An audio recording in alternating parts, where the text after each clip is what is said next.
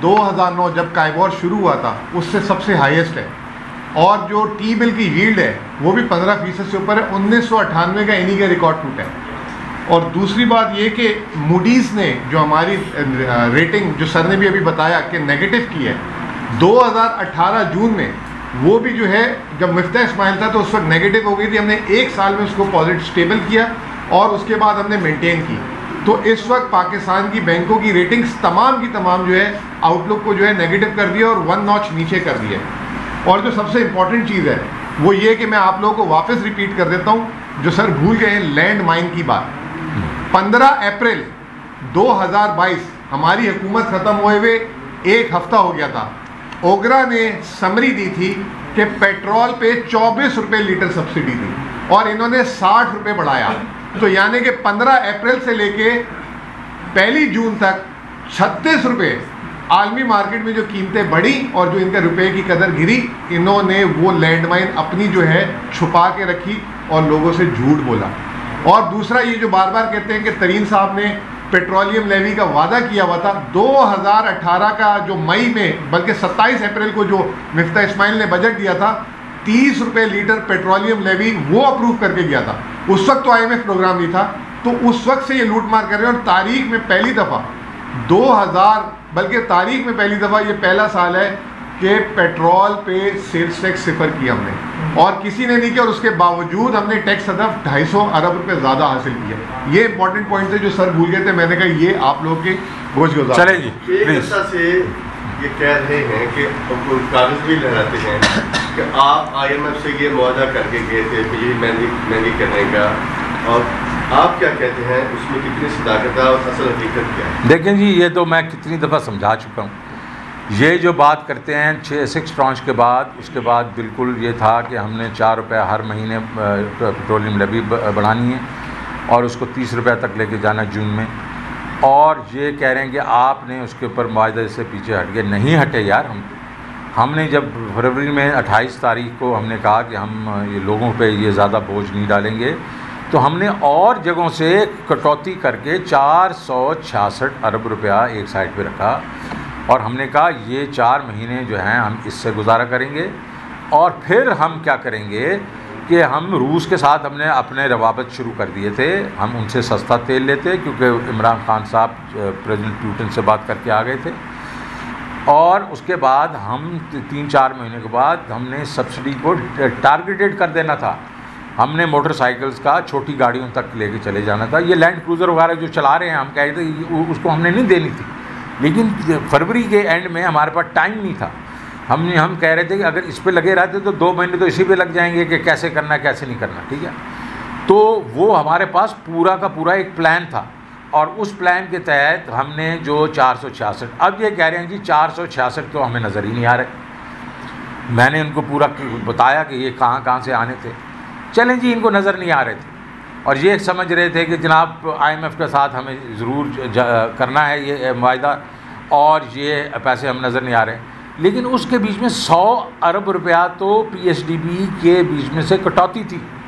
हम 700 अरब रुपये की जगह हम उसको 600 रुपये, वो तो पड़ा था, वो तो पहले महीने की सब्सिडी उसमें से चली जाती, तो कर देते तुम इंक्रीज़, क्योंकि तुम्हें तो आज भी आम आदमी का कोई वो नहीं है, पासदारी नहीं है। आप 60 रुपये बढ़ा रहे हो, इलेक्ट्रिसिटी बढ़ा रहे हो, गैस बढ़ा रहे हो, तो अगर आप उन्हीं की गोद में जाके बैठना है आपने और वो ज़्यादा इम्पॉर्टेंट है, तो 100 अरब रुपया आपके पास पड़ा था। उसके बाद आप जाके मिडल ऑफ जिसको आप कहते हैं मिडल ऑफ मई में बढ़ा देते, क्यों नहीं बढ़ाया आपने?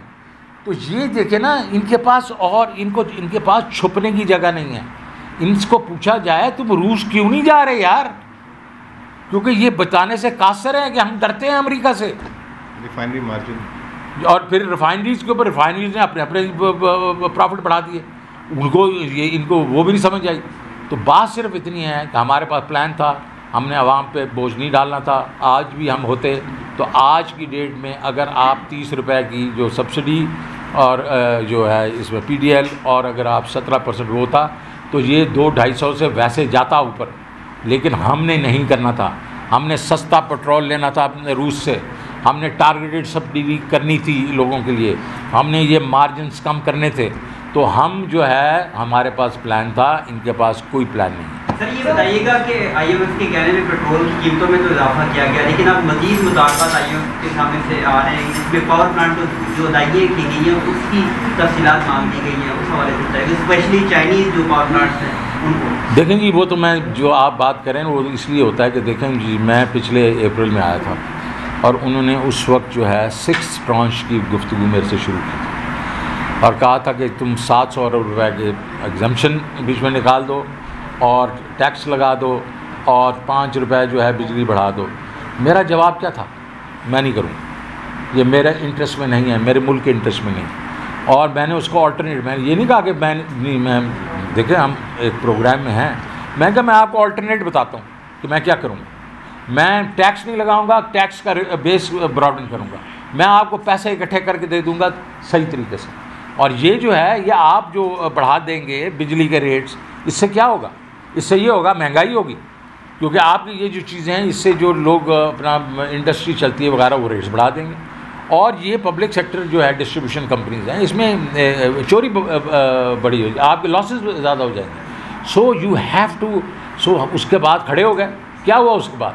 हुआ ये कि उन्होंने मेरी बातें जो है आधी तो मान ली ना, 700 से 350 पे आ गए, उसके बाद वो 225% पे आ गए उसके ऊपर इलेक्ट्रिसिटी पे। इनको अपनी स्पाइन दिखानी पड़ेगी, खड़े होकर कहना पड़ेगा वो भाई ये हमारे मफाद में नहीं है और उसके लिए खड़ा होना पड़ेगा। अगर आप जाके सीधा सीधा लेट जाओगे और वो कहेंगे वो तो चढ़ते रहेंगे। आपको पता है कि बैंकर जो आप बैंक के पास जाए ना, आप उसको वो तो आपके पास हर किस्म की आपके पास वो कज़न लगाता है।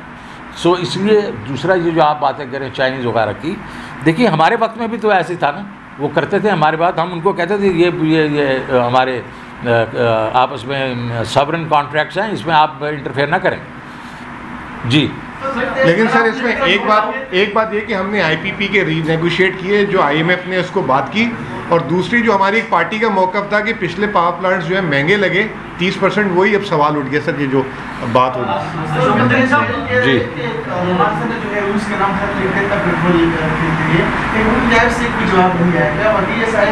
सवाल यही है कि आप बात कर रहे हैं IMF के हवाले से, जो वायदे आप लोगों ने किए थे वो सारे और क्या आपसे भी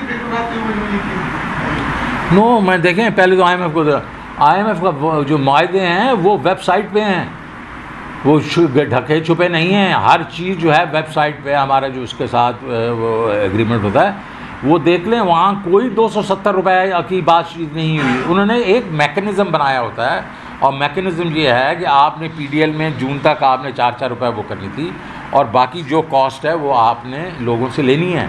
मैंने तो आपको उसका हल बता दिया ना कि हम वो बिल्कुल लेते, लेकिन हम जाके सस्ता तेल ले लेते जो, और उसके बाद टारगेटेड सब्सिडी करते हम।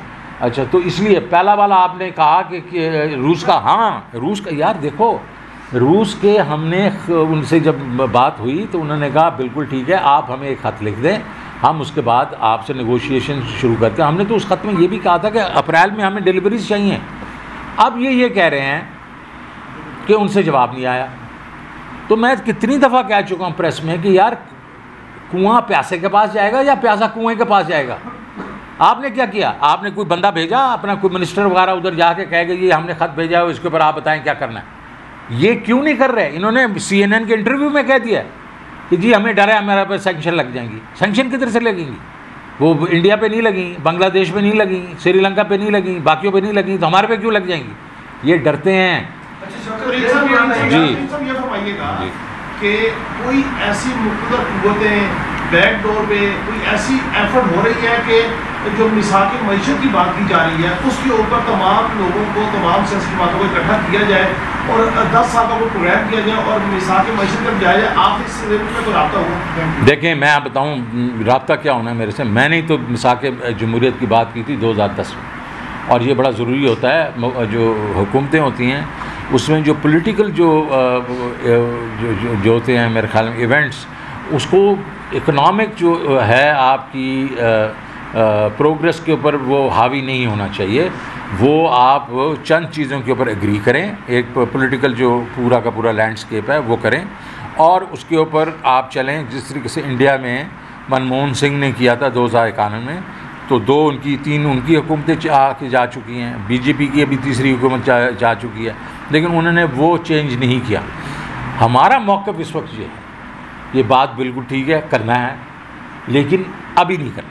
वो इसलिए नहीं करना कि जनाब वाला ये तो जो है, ये तो हुकूमत जो है पिछले दरवाजे से आई है, और ये हम तो कह रहे हैं इलेक्शन करवाएं, इलेक्शन के बीच में हम कहीं भी हों, हम हुकूमत में हों या अपोजिशन में हों, हम बैठ के मिसाक जमहूरियत करेंगे, जो भी होगा उस वक्त पॉलिटिकल मिसाक मुशत। जिस दिन गवर्नमेंट गई उसी दिन से हम ये डाटा सुनते आ रहे हैं, लेकिन जो हुकूमत है वो आपके ऊपर इल्ज़ाम लगा रही है कि जी बेड़ा गर्क करके मैशत कर चलेंगे, लोग तंग आ गए हैं। मुझे कोई वे आउट बताइएगा कि 3 माह के अंदर अगर इलेक्शन होते हैं, पूरी हुकूमत आती है, तो हमारी इकॉनमी ठहर सकती है?